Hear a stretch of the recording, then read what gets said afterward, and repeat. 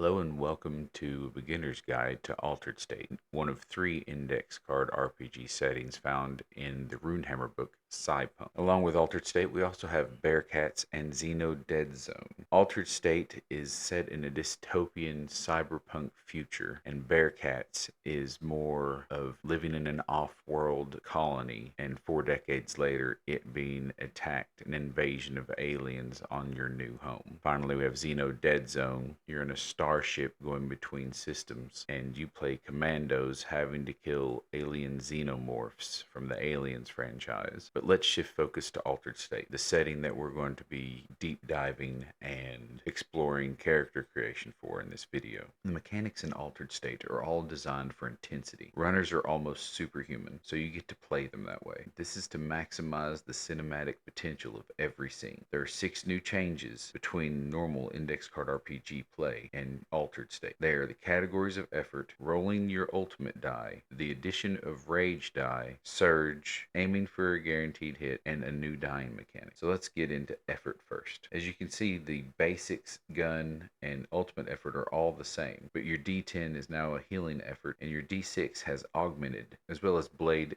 decking, and psychic powers. The difference in rolling ultimates in Altered State is that on any roll of less than 4, you get a re-roll. Ultimate damage should feel ultimate. Another mechanic is surge. At the start of the game, all runners begin with 4d8, known as surge dice. Surge dice are represented as surge capsules that the runners ingest to push their abilities. You may spend 1 accumulated surge capsule to add to any roll to ensure success, to add to any damage roll to increase damage, to add to a recovery roll to increase health, add to a dying timer, roll to soak up damage, or to bend the rules in the player's favor. Unlike hero coins, surge capsules can never be traded to other players. Once a character has picked up the surge capsule, it is bonded to their character's DNA and useless to anyone else. Finally, when using your surge, make sure you describe it with flair. Be sure to give fictional gravity to the extra push that the surge capsule can provide. Another mechanical change is to death and dying. Runners have implants known as cortical stacks. A stack contains a runner's consciousness. If a runner is killed, his or her body can die, but if the stack remains intact, it can be inserted into a new body or skin, a process known as retuning. A retune is extremely expensive, and few possess the equipment, knowledge, or capital in trade to pull one off. If a stack is destroyed or slagged, then the character is dead. Dead. Time to roll up a new one. Mechanically, death works the same as in Index Card RPG, but with one exception. When a character reaches 0 hit points, they fall unconscious. An ally can always stabilize that character with a wisdom or intelligence roll, and a touch is normal. However, when a character is stable, he or she can roll Constitution to pop up with 1 hit point. Finally, if a character is reduced to more than -20 hit points in a single blow, that character is destroyed, blown to pieces, stack and all. A new addition is Rage Dice. Rage Dice are really special for Psychics. Psychics are a playable class in Altered State that have psionic powers, which are like spell-like abilities in most other games. On their turn, Psychics may make an attempt with their intelligence, and on a success, roll a d6 as psychic effort,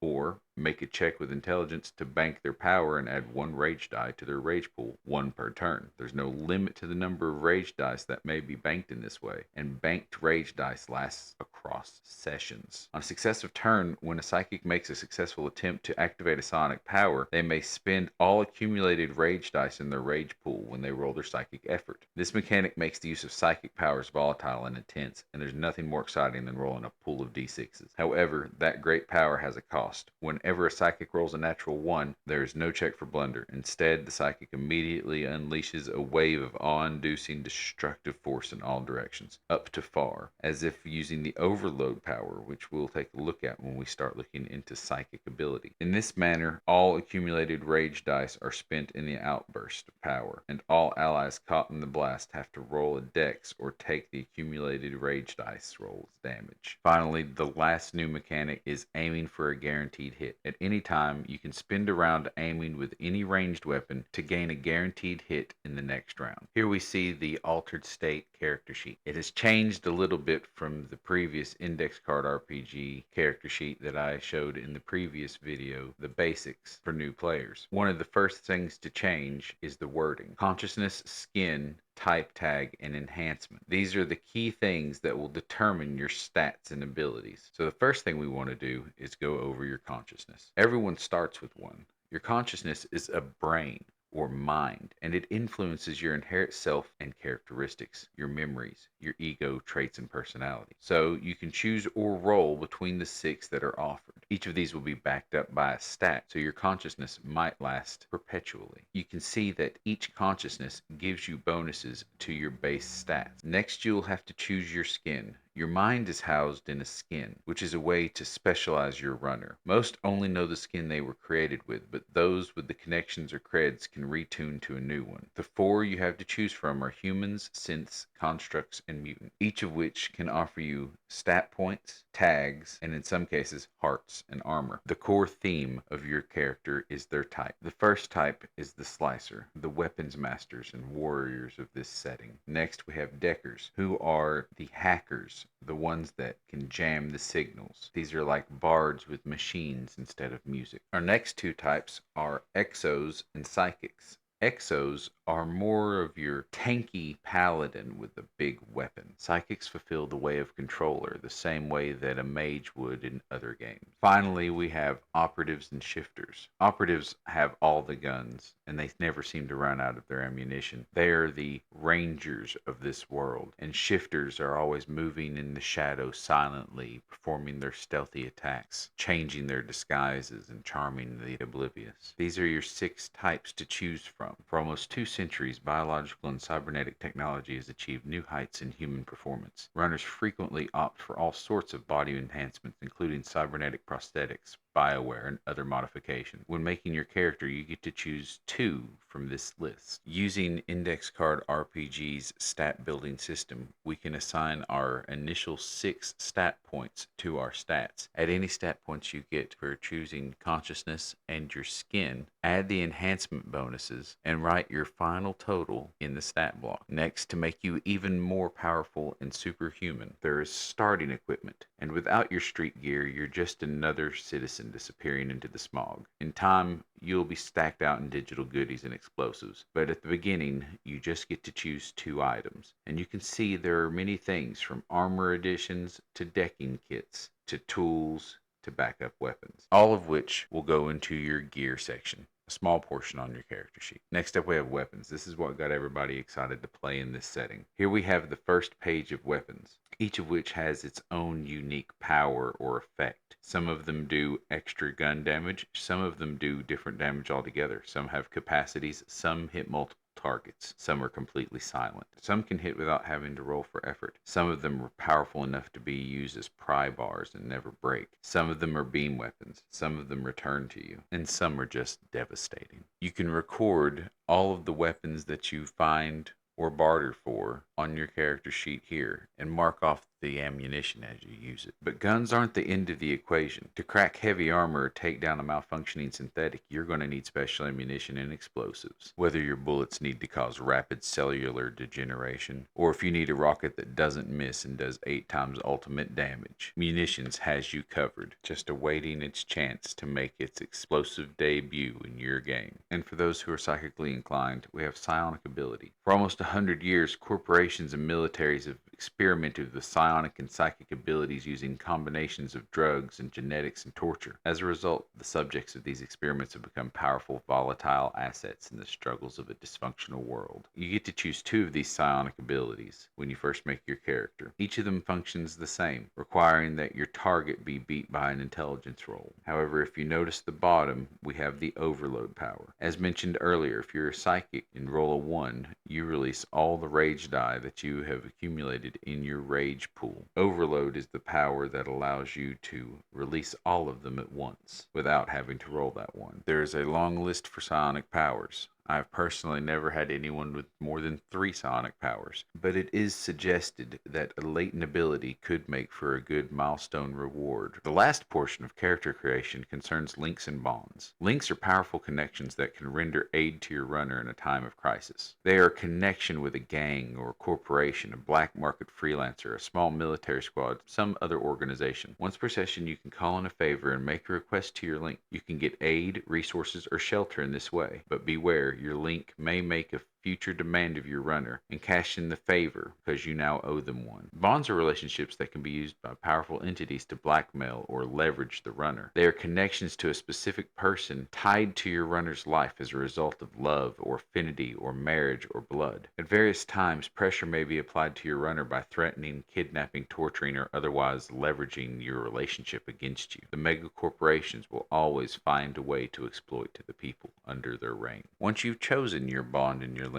you have finished character creation. With your newly filled out character sheet, you are ready to dive into the world of Altered State, a world set in the year 2440. It's been almost 2 centuries since the peak of human development on Earth. In the 2200s, an overbuilt, overstrained Earth was no pleasant place. Great droves of people left Earth for off-world colonies on ripe green exoplanets. Some say the exodus never occurred and was staged by those who were mass abducting citizens for their darker purposes. What's left behind took on its own new dark mood. There is more infrastructure and machinery than could ever be operated. Repair has replaced create. The old ways of barter and feudalism have returned. Survivors have had to find new lifeways in this urban shell. It was not an apocalypse, just a change that turned this into an urban wilderness. Unlike most cyberpunk settings, Altered State has a few themes that differentiate it. The power has been cut to many places, and darkness and lack of electricity pervades most of the big cities. Many of the streets will be empty. There are less screens and more technological gizmos and gadgets everywhere. Many of the ancient places are covered in new technology. Due to the inclusion of psychics, there is a paranormal undertone. In some places, feudal honor, a place where old codes and swords reign supreme. In other places, you have cults devoted to urban myths of what really happened in the past. The Earth's populated centers are giant megacities. Shinru, the largest, most resilient, and oldest of all the megacities, is 10,000 square miles of streets and structures, mostly without power. Its population has declined from 70 million to a few 100,000 in the years since its heyday. Space is abundant, but resources are not. Shinryu is divided into huge districts. The warehouse district, where there's endless rows of huge empty structures. You have Blackout, which has been without power for years, and its entire skylines of empty skyscrapers. In Neon, the power is still on. The city is still bustling with shops, apartments, police, and the wealthy. In Motor, which is just one stretch of the city, which was leveled in the Deity War years, you have terrorism by bikers, street gangs, and all sorts of high-speed mayhem. Finally, you have the Chancellor District. Massive walls, a huge compound the size of the city where all the corporations are located. After the off-world years, a lawless century of riots and chaos took hold.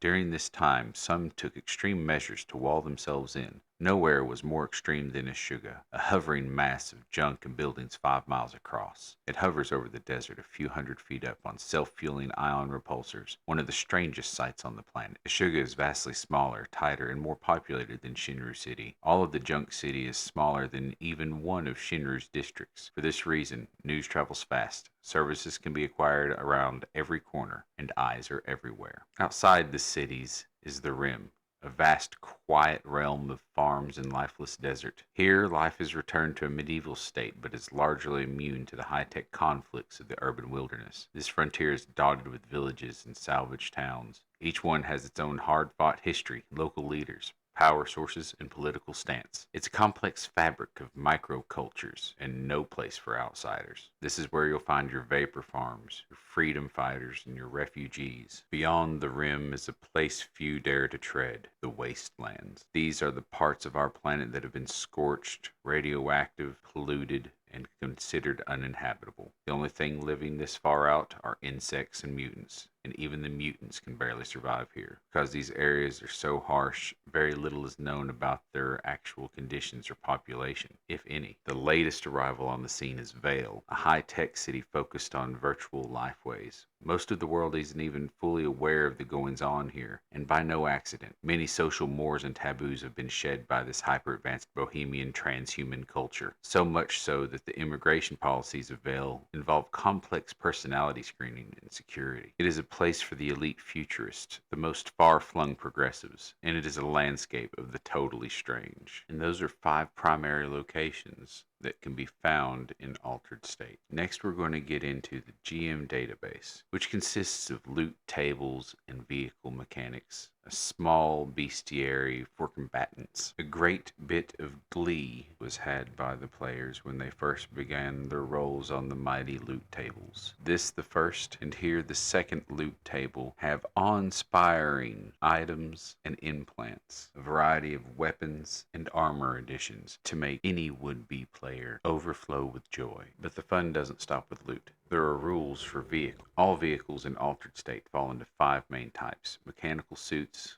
bikes, transports, industrial, and heavy machinery. There are only a few mechanics that you have to keep in mind. All vehicles have at least 3 main chunks: a frame of metal, some polyresin nanofiber, maybe rubber, all worth 1 heart, an engine or power source worth another heart, and 1 key ability or weapon worth an additional heart. Larger vehicles like transports or larger will likely have more chunks depending upon their armor and additional abilities and weapons. As usual, when a chunk is destroyed, the abilities of that chunk are no longer operable. All damage against vehicles is divided equally among the vehicle's 3 main chunks unless the attacker is making a called shot at a specific chunk. All called shots are hard. Whether ramming, which uses augmented effort, shooting, which uses gun effort, or exploding on impact, ultimate effort. Vehicles always do at least 4 times damage against pedestrians, while pedestrians only do half damage against vehicles. Every vehicle's Neuralink transfers character impulses into vehicle behavior. Accordingly, pilots make driving rolls using their character's stats: strength for ramming, dex for shooting or avoiding obstacles, constitution for small repairs while moving, intelligence for system checks, wisdom for targeting or noticing details, and charisma for intimidation or impressing. Normal vehicle repairs can be made at a garage using intelligence or wisdom and the appropriate tools. All commercial vehicles are generally tracked by the system via an electronic registration. Unless this configuration has been disabled, all vehicles can potentially be hacked through deck and either disabled or exploited. With regard to time,